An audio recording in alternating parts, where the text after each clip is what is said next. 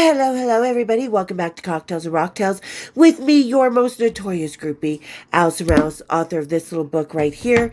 These other little books where you can get those and my merchandise. Guess what, you guys? I've got a few of them right here. I have got, let's see, what's in my pile. Ooh, the shirt I always say that started it all. I fucked Steve Jones and all I got was this t-shirt. Thank God. Right there. Because if you knew Steve in the 90s, yeah. You're happy. Full on to his sexual addiction.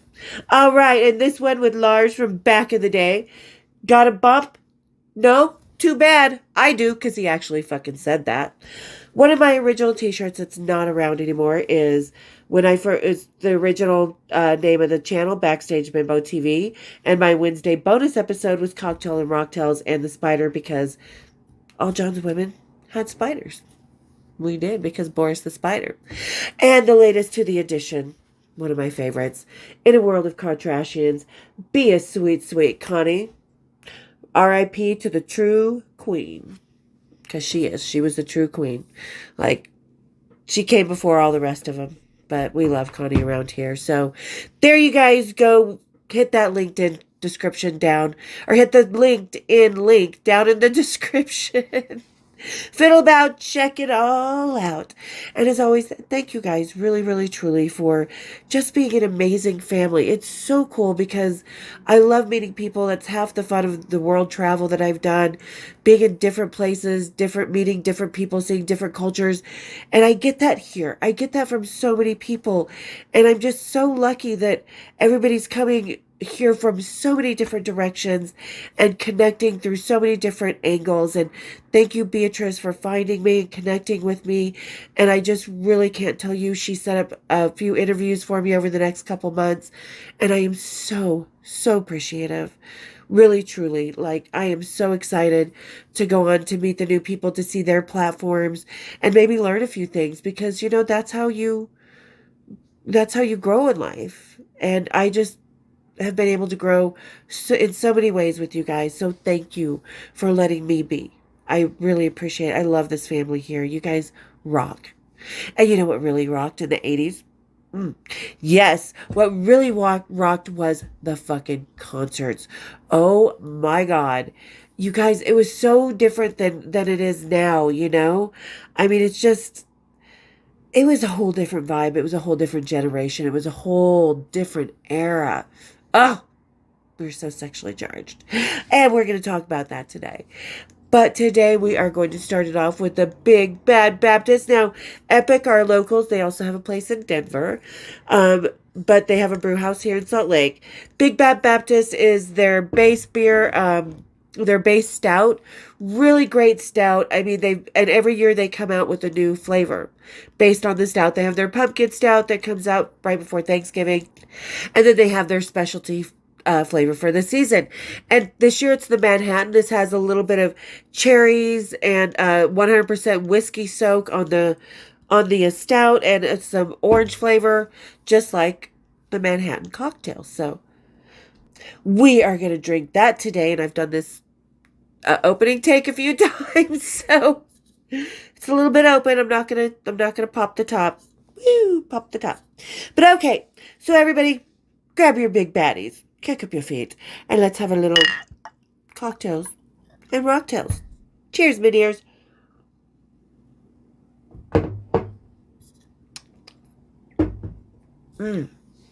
Okay, so the first take, when I took a drink of it, the cherry was very, very prominent and a little kind of disturbing to the palate. But now that it's had time to breathe a little bit, I can taste the orange and balance with that cherry. It's really mellowed out. So this is one to kind of open, let it relax for a few minutes, and then have a drink. Really great. Like I said, Big Bad Baptist is an incredibly delicious stout that they do a lot of different flavors on that. And I highly recommend it. And, you know, like all the Utah stuff, all this stuff is based on the church. Joking, because I live behind the Zion curtain. Lord knows. I wouldn't recommend it. But not this time next year. I'll be in Seattle. So I'm going home. I mean, Salt Lake City is where my family is, but home to me is Seattle. So, see you guys there. Sean, I'm going to kick your ass still in the water gun fight. So, neener, neener. But all right. And Pearl's on my team. Girls against boys. But all right. Anyway, Sean is an old friend. He used to work with the band Dark Angel that I slept with their lead singer. I'm saying it out loud. Yeah, Ron Reinhardt, I'm talking about you. Anywho. Okay, so let's talk about, speaking of concerts in the 80s, because that was probably about 1989. We had water gun fights. It was when the Super Soakers very first came out, and they had them. And there's a whole picture, I'll put it up here, of us right after the water, my hair soaking wet. Yeah, we had a fucking blast at concerts in the 80s, did we not? You guys, we're going to have a few things going down in the comments because, oh my God, it's like concerts today are just so disconnected. Everybody's just trying to connect with what's on stage, which is fine because that's the center of the ball of energy that was a concert in the 80s. But it was about more than what was just happening on stage. The Instagram, stuff like that. We didn't worry about taking selfies because we didn't have all that shit. We didn't have the internet. We didn't have TikTok or whatever, to grandstand. So it was so much easier, and I mean, concert tickets were cheap. I bought one concert ticket in my life, I'm going to be honest. And it was the very first, actual concert. I met my first rock star before I went to my first concert. So I met David Lee Roth before I ever went to a concert because I didn't go to the concert in Kansas City because I had, meetings and dinners and banquets for the Rainbow Girls to attend. But yeah, my first concert, The Rat, it was September 2nd of 1985. I believe it was a day before school, and my mom almost didn't let me and my sister go and my friend Danny was going and stuff. Danny, you guys know, who she became a little rock queen with me. But because it was the night before, and tickets $5, $5 for a general admission ticket. Can you imagine? Which, so it was no wonder we could attend a lot of concerts back then because they were so, sorry about my bangs, just colored my hair and they're just straight as hell. But so, yeah, that we could afford to attend a lot of concerts because the average, teenager, our weekly allowance was $10, $20 if we weren't working at Burger King like I was.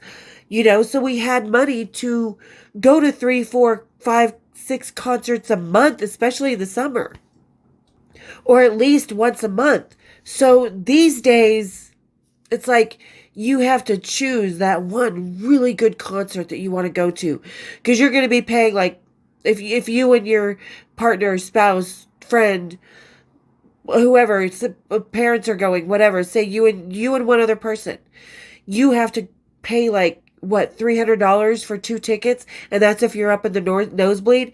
If you want the general admission, are they still doing general admission? Tell me down in the comments, because I don't know. I rarely go to concerts anymore. I prefer the time away from the concert with my friends. But yeah, so now it's just the tickets alone are going to cost you $400, $500.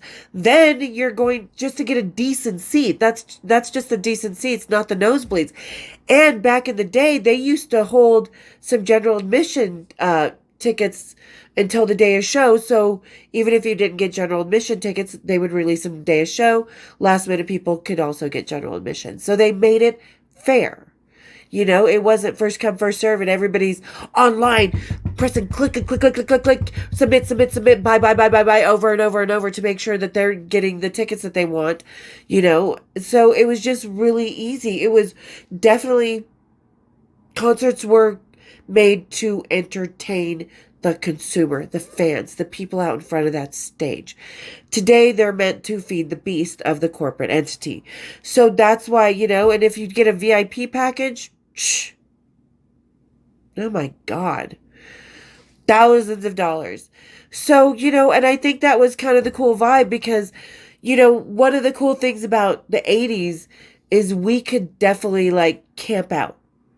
Like I would remember, partying with whatever band at the Marriott across the street from the Salt Palace, which was our big concert venue back then. Um, where the Jazz played, and now it's the Delta Center, but or it used to be Vivid anyway.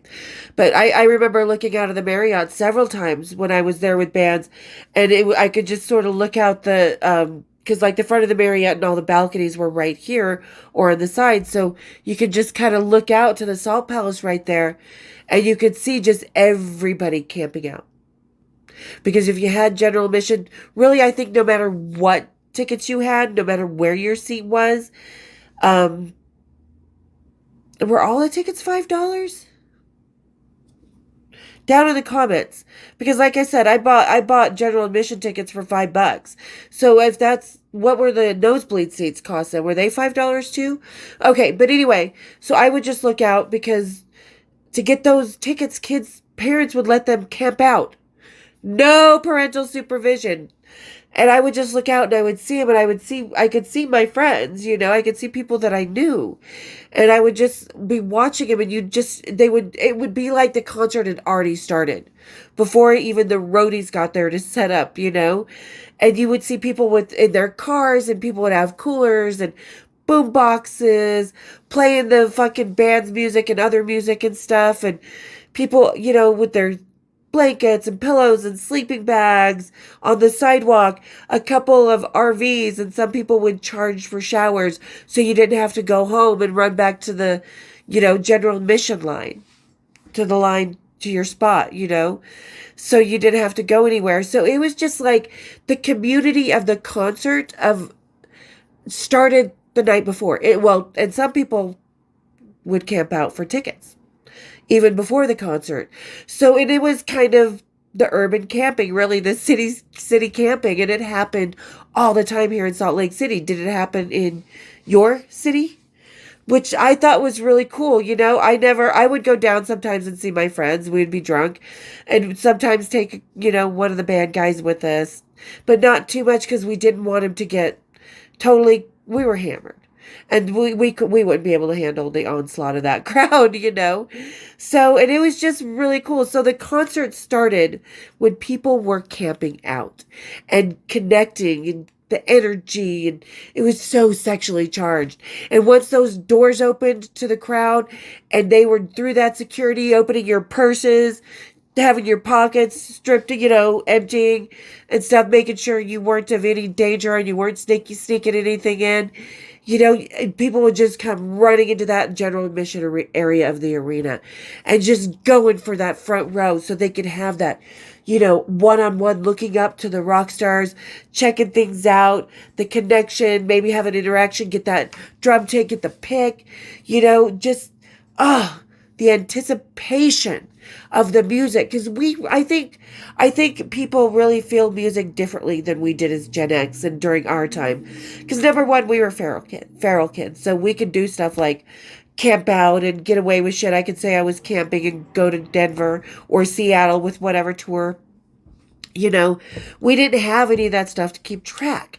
So we just kind of were willy-nilly. But, I think as a generation, especially when you're camping out with we kept within a certain line. We kept within a certain decorum and decency. We kind of were, we were doing exactly what we told our parents we were doing. Unlike when we were 8 years old, taking off on our bikes and setting people's sheds on fire. Right, Lisa? That was once.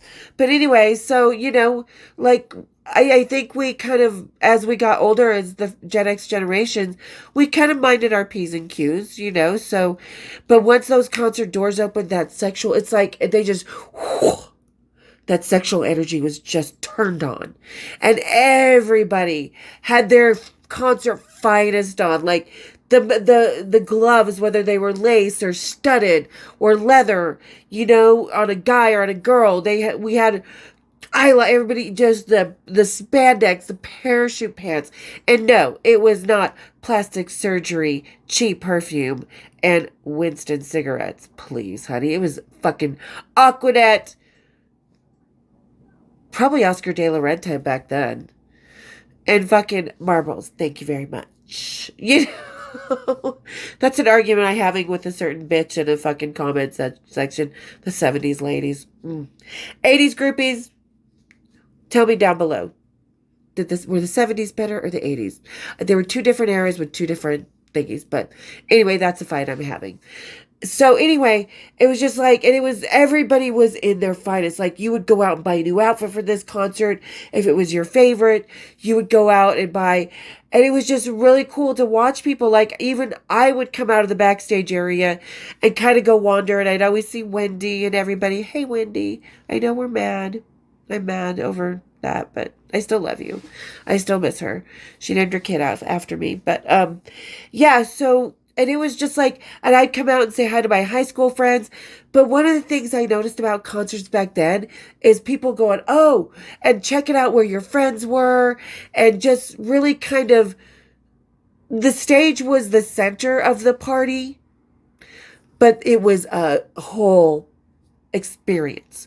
You know, it wasn't people get out of my space and trying to make cute little videos for, you know, but it was people like strutting, peacocking around, everybody dressed in their finest rock attire, their favorite concert shirts, the last t-shirt they got, or going to buy the new t-shirt and tying it up or cutting it up instantly and go, you know. So it was just really cool. It was, people don't get dressed up and, you know, really kind of present ourselves the way we used to. You know, we definitely don't wear white gloves anymore, which is fine. You know, I can't imagine like being in your white gloves, your fucking wool stuff. No. We were scantily clad, tits out, which that's another thing. You know something you don't see at concerts anymore? People on shoulders. Because we got up there and it was, you know, we all had our fantasies. It was normal back then to have your bedroom covered in posters from Metal Edge and fucking Circus, or what was that, was it Hot Topic back then, or Spencer's? You know, your posters from Spencer's, and you're dreaming about, oh, I love that lead singer. Oh, I love that drummer. Oh, I want him. You know, so it was normal to take a shot. And a lot of girls did in that crowd. And you would see girls on shoulders, so they would get eye to eye with that rock star. And those rock stars would see them. And there was more often than not, because roadies were out surfing that crowd who didn't need to be working at the time. Who's, you know, they've already done their lights. They've already put up the stage, you know. So they would be out in the crowd with passes. Because it was absolutely normal to be like, pretty girl, pretty girl, pretty girl. Here's a couple cool guys. You can do the meet and greet. You know, to have them come back, party, and see who ended up with which band member that night and knocked up by the roadies. No, I'm kidding. I'm so kidding. Only about well, I would say about, out of an arena of 15,000, maybe 4, 5 girls would end up knocked up that night, and probably at least one by the drummer. Yeah, probably. I think that's a good percentage to assume. But anyway, so it was like I said, concerts in the 80s were so sexually charged. So you would find a guy. I call them man camels. Because you get up on their shoulders and you have them get through the crowd and get you as close to that stage to be noticed as possible. And even you can see this in Motley Crue videos, Def Leppard. And right before, you could see girls just that under boob, you know. And there's one that was Motley Crue, one of the groupies, one of the girls, and got on the guy's shoulders, got on the stage. And when she's and gone and, you know, was hugging one of the band members, and she's coming off the stage and she's over, I think it was Home Sweet Home. It was one of the Motley Crue videos. Tell me in the comments. But she's got a one shoulder what do you call it? Snakeskin top on with the long sleeve over here. And the roadie's taking it off and he's got her over his shoulder. And she's still looking at the guy she wants. And she's like, no, see, I still have titties. You know? So we were doing that, not because we were objectifying ourselves. We were kind of objectifying men because we knew that was like these were like shooting fish in a barrel. Yeah. Lickety split. They were on their knees going, ooh, titties. Hashtag tatas. If you know Catriel y Paco Amoroso, hashtag tatas. Hashtag tatas. See, even they're bringing the hashtag back. So it was normal. Watch any 80s video, like from way back in the day, and you're going to see a few times the girls, ooh, they're focused. Women, we were focused. So it was normal to try and shoot your shot with one of the musicians, you know? And that's why the roadies were out there in those crowds giving out passes like it was Quaaludes in the fucking 70s, right? Like Quaaludes on Wolf of Wall Street. It was just, and they got bonuses for the women who their little initials were on those passes, so they would know who got the bonus in the morning. And nobody was mad at it. And there are victims, there is objectification, there are things that needed to change because we're in a different society now. But some things, you know what? Isn't that what music's about? About every emotion we have, about everything we can feel, from sadness to laughter to joy to, I mean, even Dave Matthews' Crash Into Me is a sexually charged song. Listen to it. That melody hides some dirty little secrets, and I love that song. I used to dance to it. But yeah, I mean, that's one thing that's really missing now. It's just like, yeah, everybody's dressed up, you know, everybody's on the Jumbotron. One couple didn't like that, did they? Ooh, girly. I got busted. But, you know, it's like nobody's having the experience of the party at the concert. Like I said, I remember, like, everybody was looking for fun, you know? And everybody was having fun. And people were protecting, even in the mosh pit. People were thoughtful. We didn't just never trust a girl in heels and a miniskirt in the mosh pit. Those heels are fucking weapons. Just an FYI. In case you're all still in mosh pits. Ladies, wear your heels in the mosh pit. So, yeah, and it was just like everybody was connecting and vibing and just being free-spirited.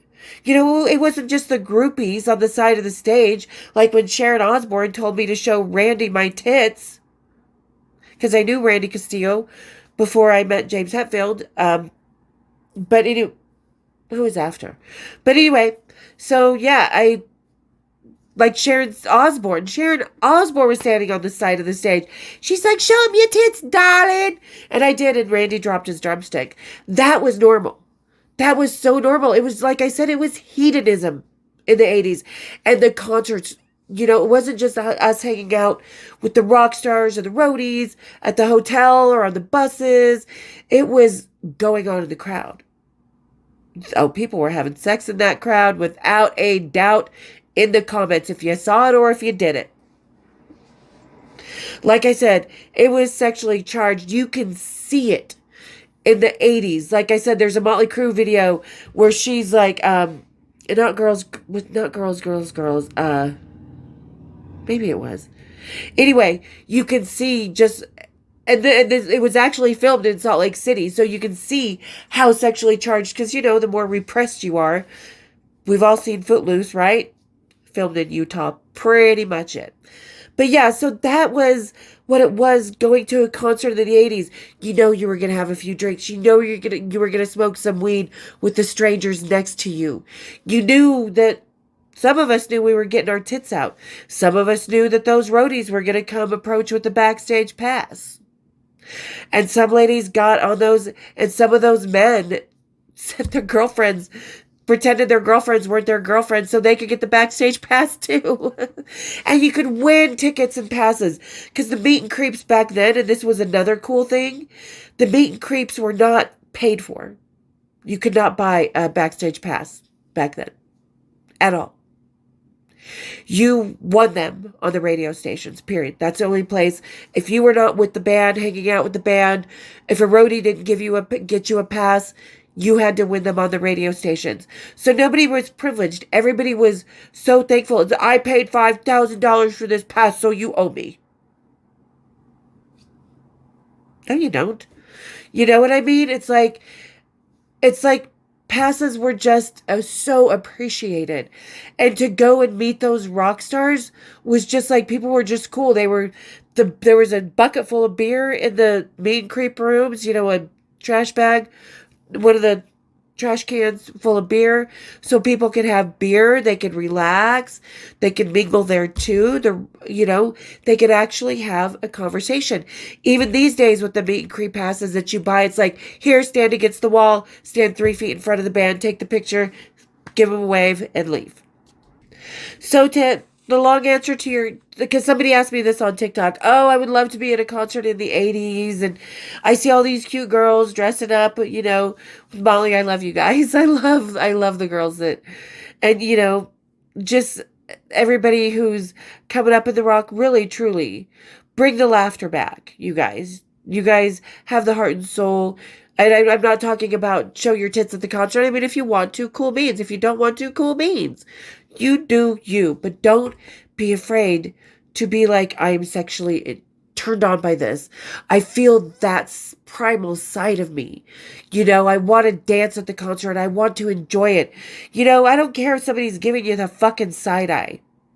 Have the experience you want at the concert.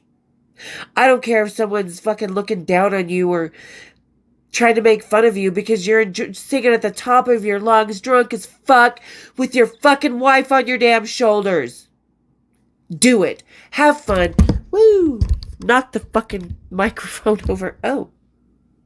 And the camera. But you know what? Because the corporations have too much of a hold on rock and roll these days. And I think everybody feels entitled because you're buying a Backstage pass. And I think that ego has come too much into the concert arena and too many lives, opinions, whatever, cheating scandals, as we know on the Jumbotron. It's just all that too much drama and bullshit from the bands like Metallica with their drama, their star fucking girlfriend for that lead singer, that's taking too much precedence on concerts these days. So you know what? Get in that mosh pit. Wear your fucking best goddamn outfit. Get your tits out. Find someone to ask for, don't be afraid to go to the hotel bar. Don't be afraid to stand by the buses after the show and ask for an autograph. Seriously. Bring back the human experience of being at the concerts again. Because that was really the difference of what it was like to be at a concert in the 80s. We appreciated it for what it was. A gathering, a connection, a meeting of love, of the music and the tribe, because the tribe in front of the stage is just as much part of the tribe as we are backstage. We're all there for the love of the music and enjoying that night. And that's one of the reasons I just don't go to concerts anymore. I don't want to deal with the fucking TikTok, Facebook bullshit crowd. I hang out with my friends the night before and call it a day. Once in a while, I'll go to the concert, but not often because it doesn't have the same energy. It's not sexually, not that it needs to be sexually charged. It needs to be charged with that primal excitement we get by the music, that, the feeling right before you cry your eyes out during your favorite song, or just, oh, fuck you, you're rocking out to your motivation song. That shit we do in the car or in the shower when nobody else is looking, do it at the concert. Because that's where it really belongs. So, and don't fucking give anybody shit for doing what they want or being in the front row or being different from you or anything like that. Just fucking enjoy the music. Don't we all have that in common?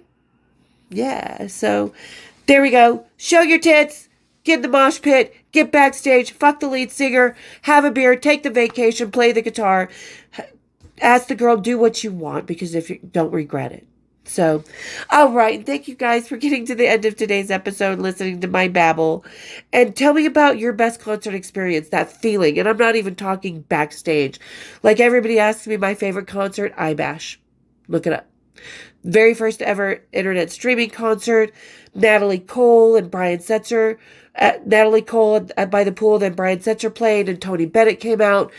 The original Kiss in the makeup, the first time they put the makeup on, the original Kiss. I'm talking Peter Criss, Ace Frehley, Gene Simmons, and Paul Stanley. Original makeup, full on fucking pyro, outdoors at the end, and then inside the Who for $10. A lot of other bands. Fucking best concert. So many awesome shows. So tell me your favorite concert. Tell me what you miss about the 80s. You know, because it definitely wasn't white trash off the net, you know, kind of world. The people have been calling me in this comment session because they think the 80s was such a joke and a parody. And we were so pathetic because, you know, it just shows like the ignorance. And I don't give a fuck about anybody judging me or what I'm wearing or what I'm doing. And I'm not going to be judging anybody else, you know, because there's too much of that today. There's too fucking much. There's too much. Like I said, be yourself. Be free to who you want to be when you're fucking rocking out, screaming at the top of your lungs. Enjoy the show. Sleep out the night before. That's what we need to bring back. Camping the night before. That's why we need general admission. Yeah. Camp out the night before. Have a party. Bring snacks. People tailgate for, what do you call it? Football games and stuff. Whatever happened to the heavy metal parking lot? Everybody used to tailgate at. Bring it back! All right. So tell me down in the description, in the comments, what was your favorite concert? What was your favorite experience in the 80s at a concert? And again, thank you for being an awesome family here, for getting to the end of this episode, for just really listening to me. I can't even tell you how much it really means to me. And if you're just hanging out and wandering onto the channel, come on, become part of the family. Don't be afraid. Everybody's welcome here. Everybody's welcome. And let's get this out here, because we never hear anything from the 80s. You know, it's always so dominated by the 70s groupies. And that's only their story. It's not ours. Don't allow anybody else to tell your story for you. That's why I wrote my book. Let's tell our own stories here, because we need more of the 80s, because we rocked it. So, all right, everybody. So hit that subscribe, hit that share, hit my bells, and we'll see you next time on Cocktails and Rocktails. Cheers, big ears.